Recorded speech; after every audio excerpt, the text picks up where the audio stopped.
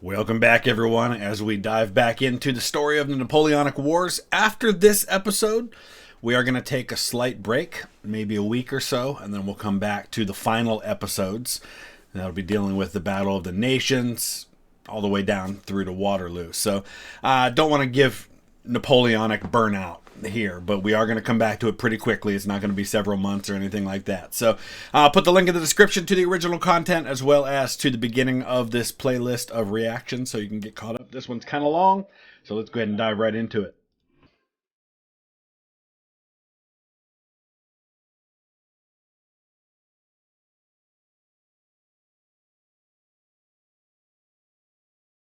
Russia, 1812. Napoleon invades his former ally with the largest army Europe has ever seen. But for the French Emperor, the decisive blow remains frustratingly beyond reach. Russia's resilience is unlike anything he's ever encountered. And as winter closes in, his army begins the most infamous retreat in history.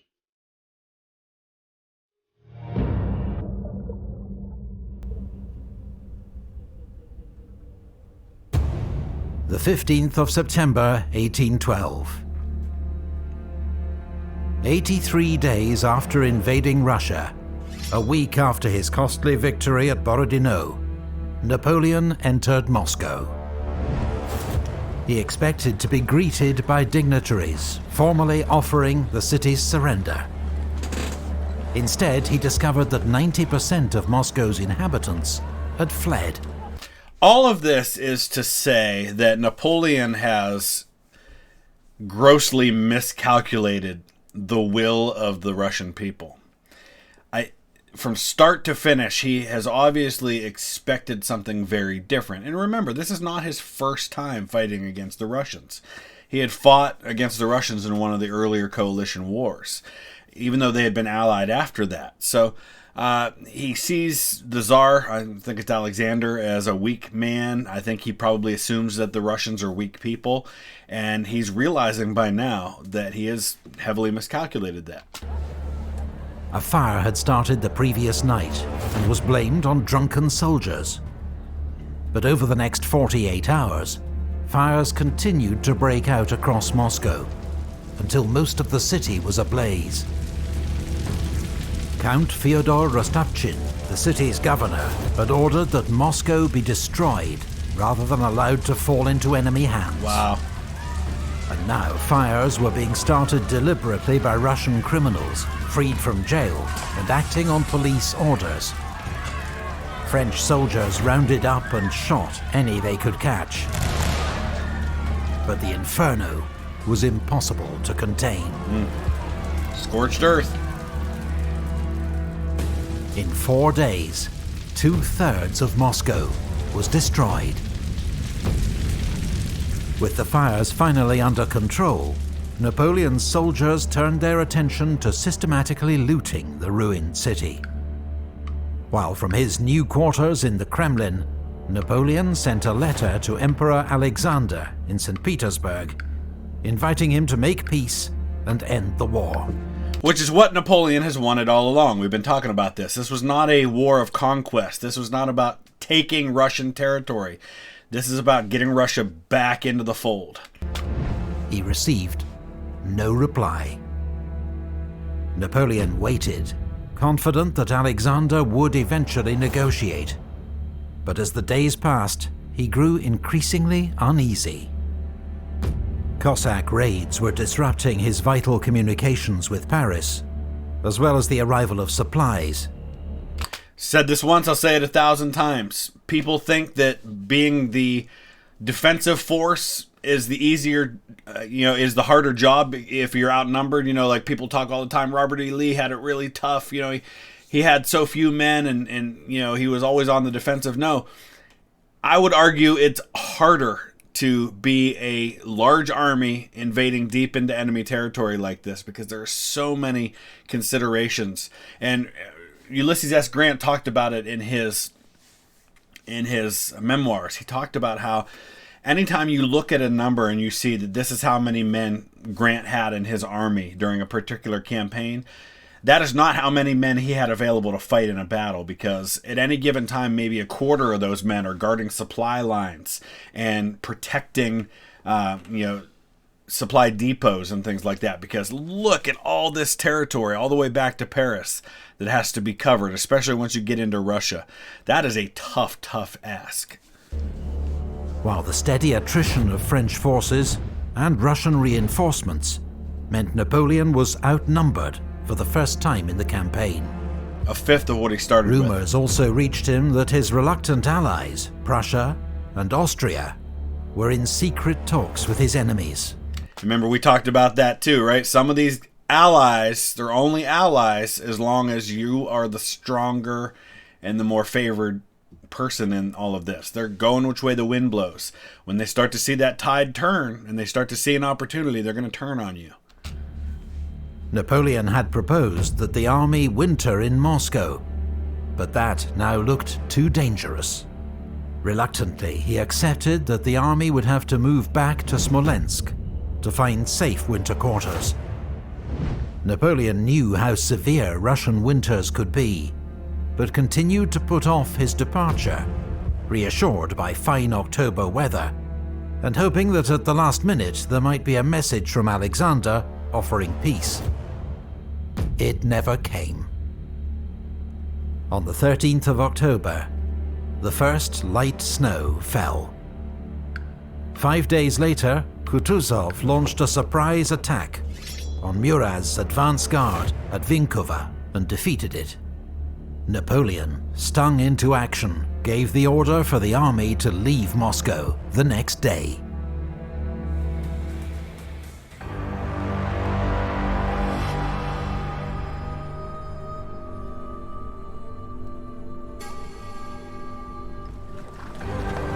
"100,000 men of the Grande Armée left Moscow in a column 10 miles long, with an estimated 40,000 carriages and carts."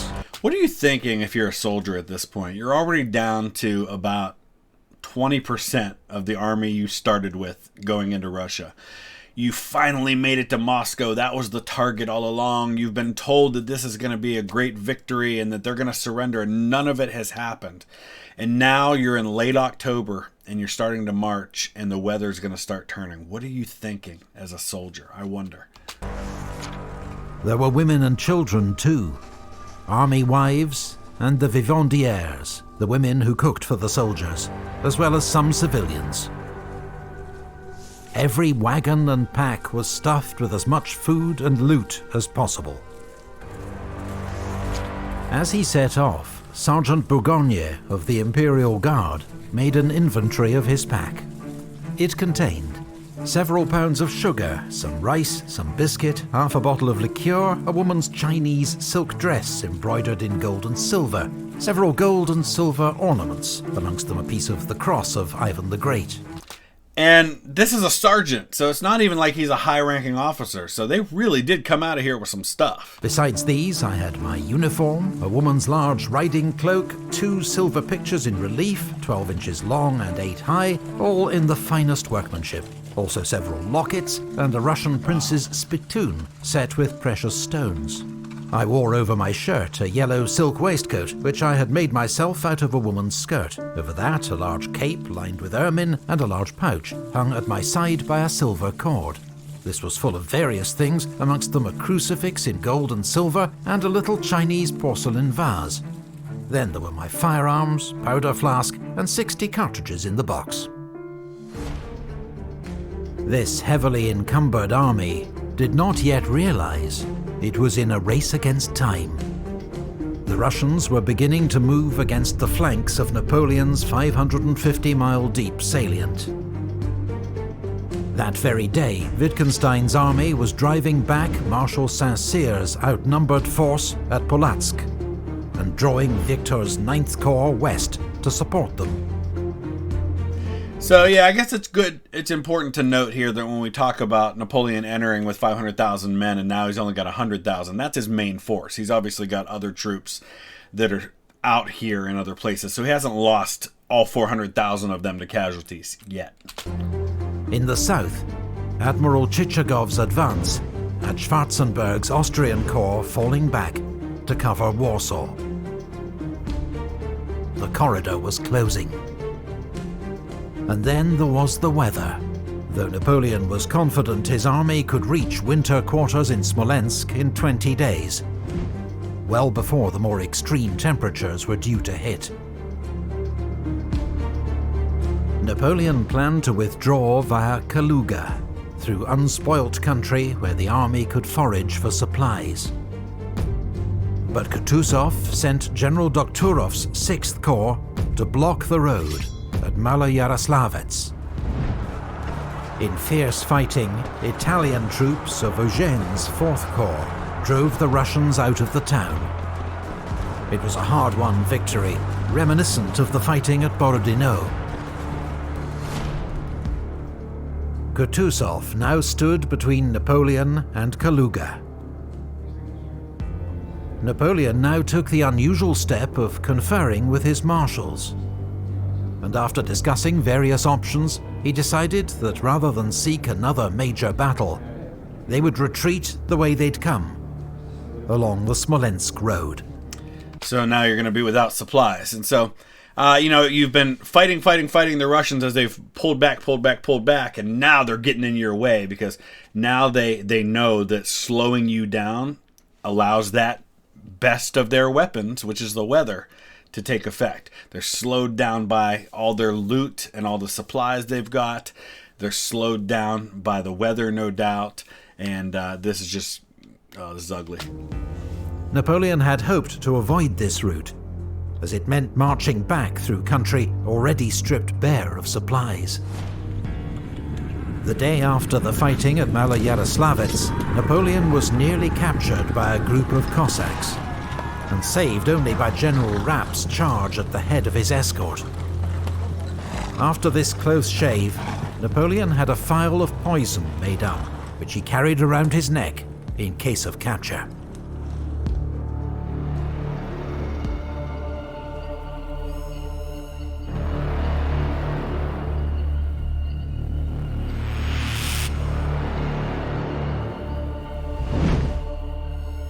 Napoleon's army set off on its new course, shadowed at a respectful distance by Kutuzov's army to the south. They passed the old battlefield of Borodino, a grisly, unnerving sight. Ooh, I bet. Where crows pecked at half-buried corpses. Because you got to remember, they didn't stick around to bury these tens of thousands of dead, right? They probably left some people to deal with that, but not a lot. This kind of thing happened in the American Civil War too, because you had fighting going on over the same battlefields over and over again. You see it in World War I as well, where you're in static warfare and you're fighting over the same ground for months and months. Think about what that must do to your psyche and the psyche of your soldiers. Fighting over the ground, seeing the decaying corpses of their comrades, maybe even knowing who some of these bodies belong to. Must be horribly unnerving. Relentless marching quickly began to tire out men and horses. A few days later, the temperature fell below freezing. The army's overworked, starving horses died en masse. Discipline began to break down, as some drivers simply dumped the sick and wounded by the roadside to try to ensure their own survival. As the French column became increasingly strung out, General Miloradovich, commanding Kutuzov's advance guard, fell on Davout's rear guard, outside Vyazma. For a few hours, Davout's 1st Corps was cut off, until Eugene and Ney came to his rescue. The battle ended with street fighting in Vyazma, as the French hastily evacuated the burning town. For the soldiers of the Grande Armée, so unaccustomed to retreats and routes, Vyazma was an alarming, demoralizing blow.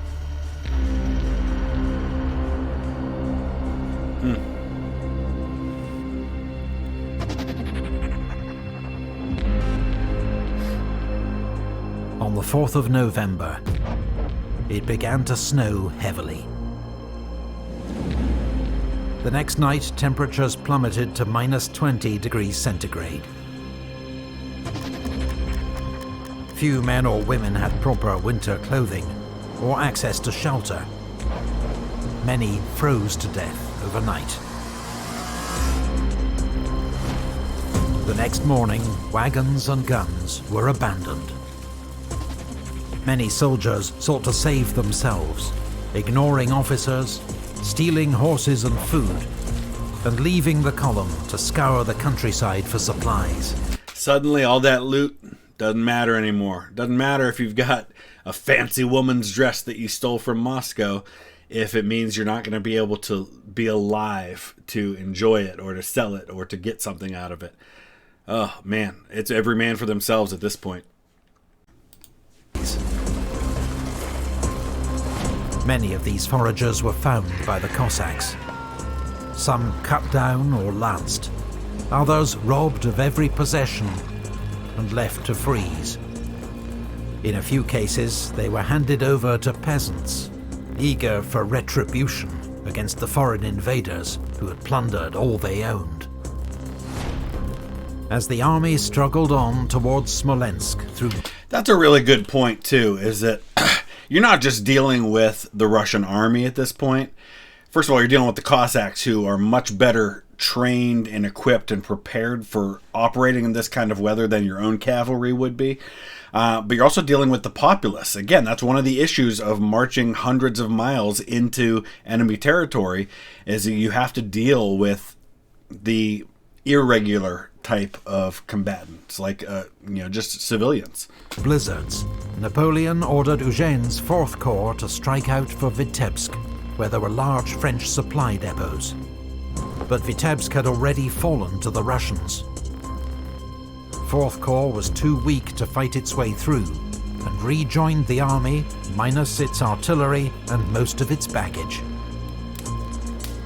A colonel who saw 4th Corps at this stage described men without shoes, almost without clothes, exhausted and famished, sitting on their packs, sleeping on their knees, and only rousing themselves out of this stupor to grill slices of horse meat or melt bits of ice. The last thing you're thinking about at this point is fighting a battle. I mean, this isn't an army anymore. This is a huge mob of civilians just trying to stay alive. How you're able to keep any sort of command and control is beyond me. Just 3 weeks after leaving Moscow, a third of the army was dead or captured. About half the rest formed a growing army of stragglers, men without units, prepared to fight only to survive. Napoleon reached Smolensk on the 9th of November. The first troops into town ransacked the supply depots, leaving nothing for those who followed, including Nate. Again, that's what I'm saying, right? The first guys to get there, they're not thinking about the rest of the army. They're thinking about, I need to survive. This is every man for himself. Forget the army, forget command and control, forget chains of command. This is about survival. His rear guard, which arrived 6 days later. Napoleon had hoped to make Smolensk his winter base, but the state of the army and lack of supplies meant the retreat had to continue. But the 5 days he spent there gave Kutuzov time to circle ahead and prepare an ambush. When the French retreat resumed, he struck 30 miles west of Smolensk at Krasny. In 3 days of desperate fighting through knee-deep snow, Napoleon used his Imperial Guard to hold open the road, as Eugene and Davout's corps fought their way through the ambush with heavy losses.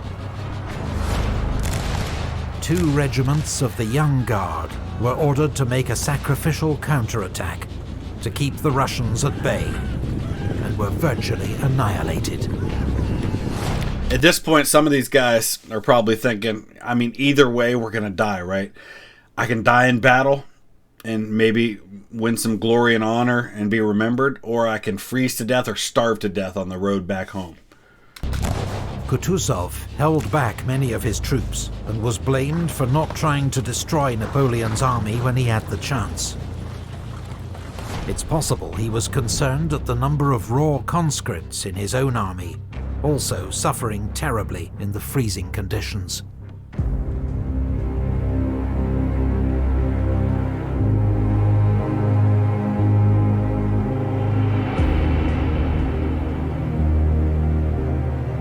Not every French corps broke through at Krasny.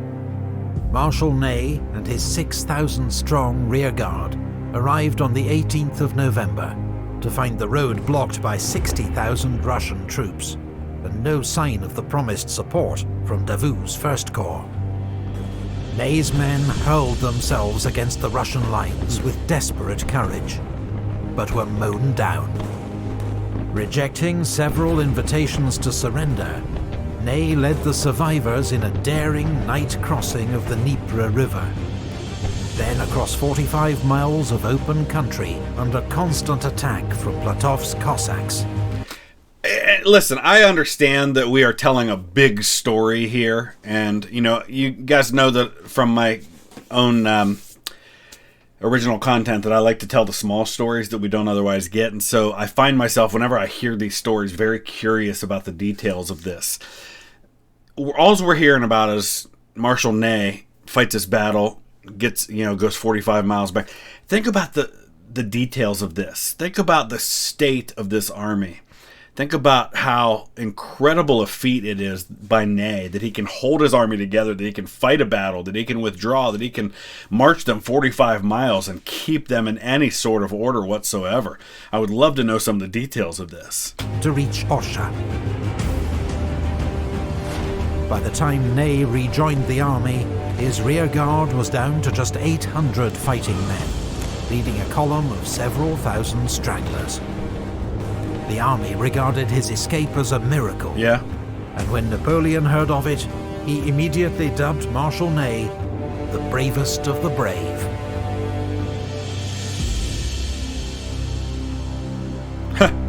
Understatement of the century.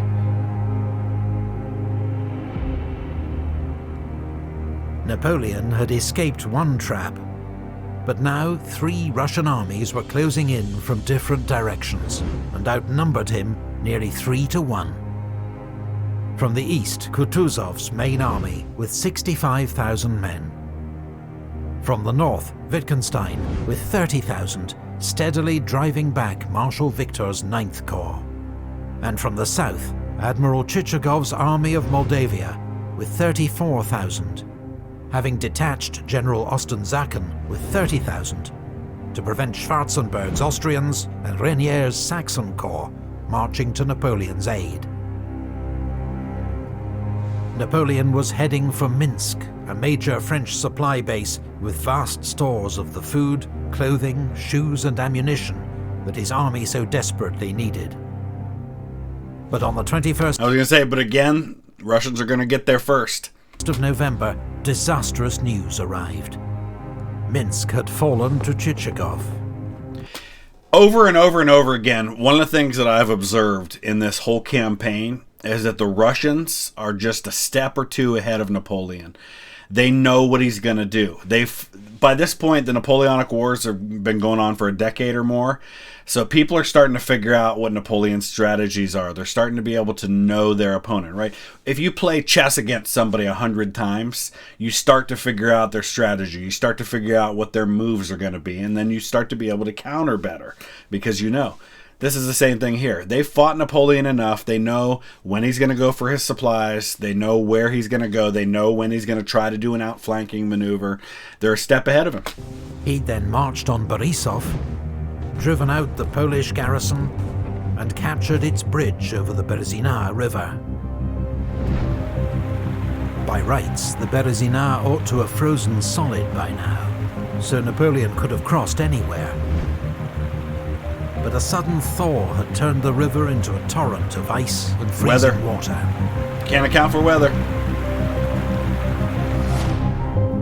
Napoleon was at least joined by the hard-fighting Marshal Oudinot and his 2nd Corps, which hadn't suffered as badly as the main column on its retreat from Polotsk.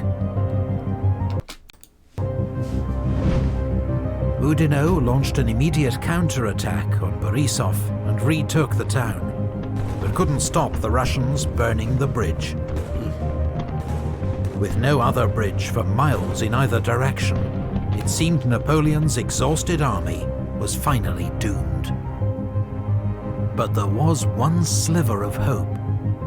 Polish cavalry had found a ford across the river near the village of Studienka. Napoleon issued a flurry of orders. Second Corps was to fake preparations for a river crossing south of Borisov. Victor's 9th Corps, arriving from the north, was to form a rear guard east of Studienka to hold the Russians at bay, while engineers worked as quickly as possible to build pontoon bridges across the river and win Napoleon's army a fighting chance of escape. You have to wonder how many of these guys just deserted and said, you know what, my chances are better by myself than trying to do this with the army.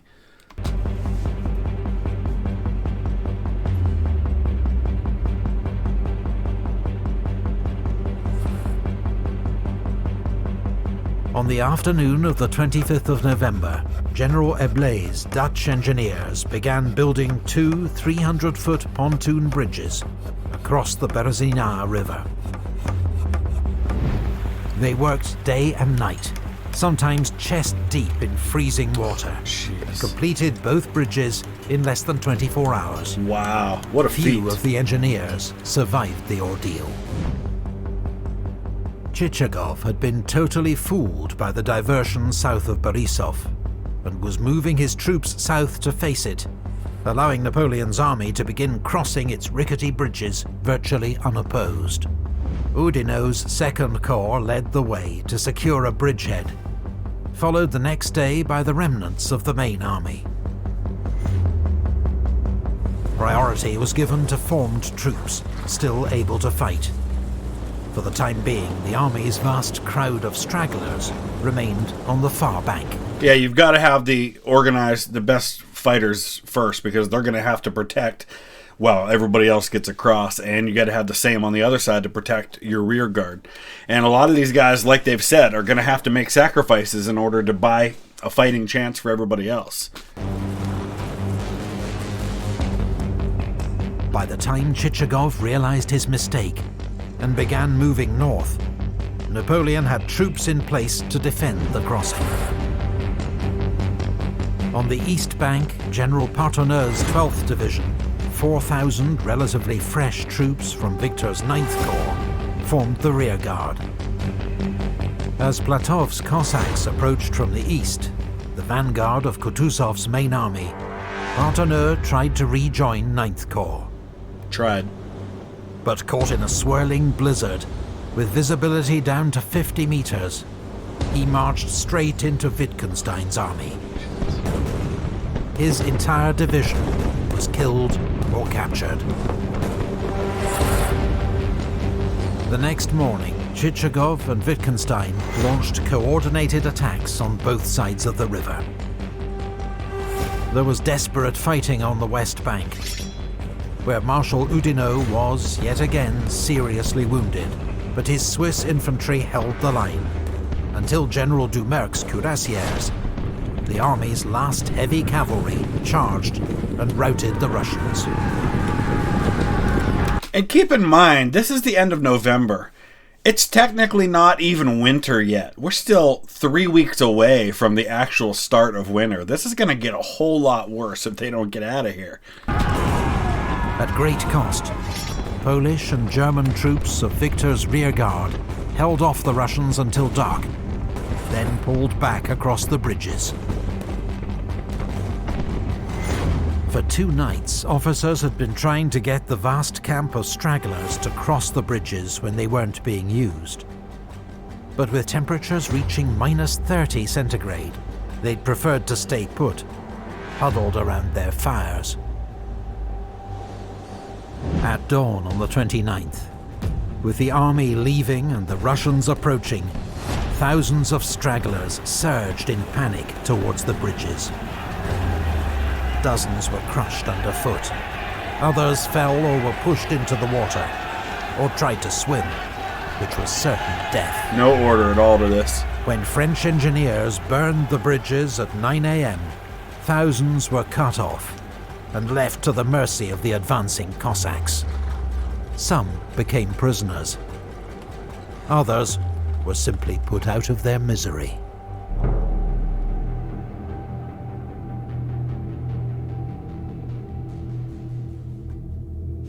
Yeah, that's the thing, too, here, the Grand Duke of Hesse talking about this.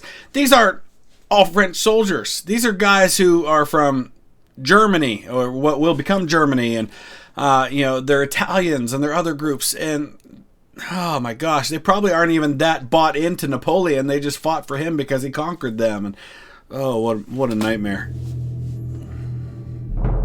Since the retreat began 43 days earlier, the Grande Armée had marched nearly 500 miles, under constant attack, starved, exhausted, and for the last 23 days, in lethal sub-zero temperatures, without proper clothing or shelter. In that time, the fighting strength of the Grande Armée had been reduced from around 124,000 men to 20,000. With as many stragglers still following the army. As the retreat continued to Vilna, the weather turned even worse, the temperatures falling to minus 37 degrees centigrade. And this is way worse than the normal temperatures at this time. I mean, they just got themselves caught in like a once-in-a-lifetime bad situation. The Russian armies at least now held back, leaving the winter, Cossacks and Russian peasants to finish off the invaders. Yep. No need to pursue. On the 5th of December, Napoleon left the army, travelling incognito across Europe at breakneck speed, and reaching Paris in just 13 days.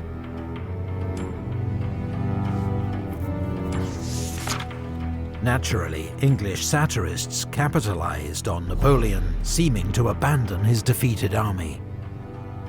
And many soldiers did regard it as an act of betrayal. Yeah? But his generals supported his decision to leave. There'd already been one attempted coup against Napoleon in Paris, and there was much work to be done to rebuild the army and reassure France's allies. On the 9th of December, 51 days after the retreat began, around 20,000 ragged survivors of the Grande Armée began crossing the Niemen River back into friendly Polish territory. According to legend, Marshal Ney was the last man across. And we know his fate.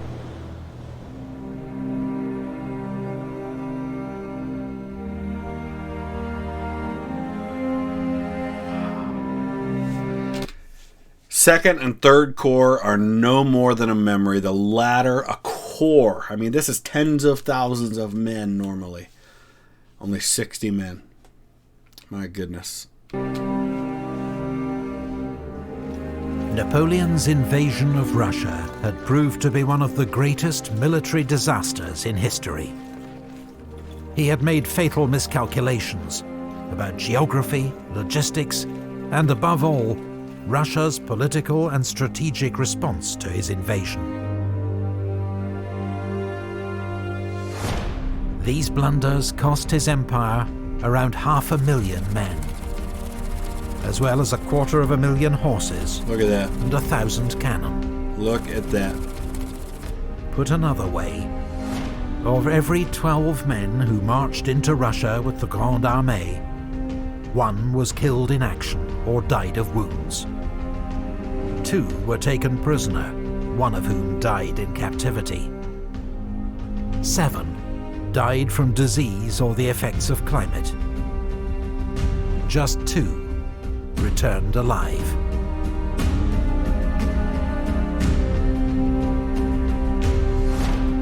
Contrary to myth, many more soldiers had died in the summer advance from heat, typhus and dysentery than were lost in the winter retreat. Yeah, I mean, by the time he's starting the retreat, he's already lost 80% of his army.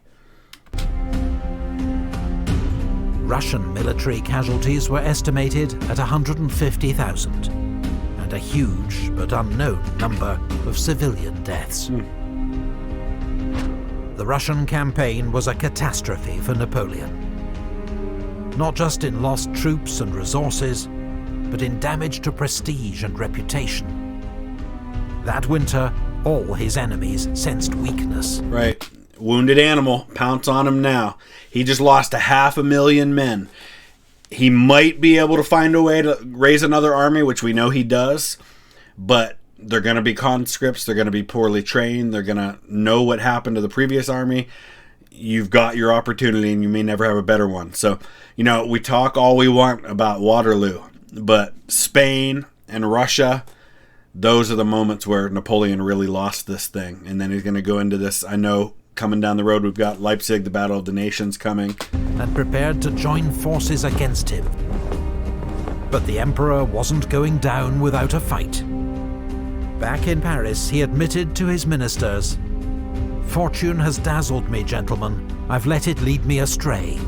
Instead of following my plan, I went to Moscow. I thought I'd make peace there. I stayed too long. I've made a grave mistake, but I'll have the means to repair it." All right. So really what this comes down to, I think, is Napoleon underestimating his opponent and his opponent making the right moves and being one step ahead of him. And using the terrain and the weather and the size of their country to their advantages properly. So good stuff. Like I said, we're going to take a little break from this now, come back in about a week or so, and finish up this series going all the way to Waterloo. Let me know your thoughts. Use the comment section below. We'll see you again soon. Thanks for watching.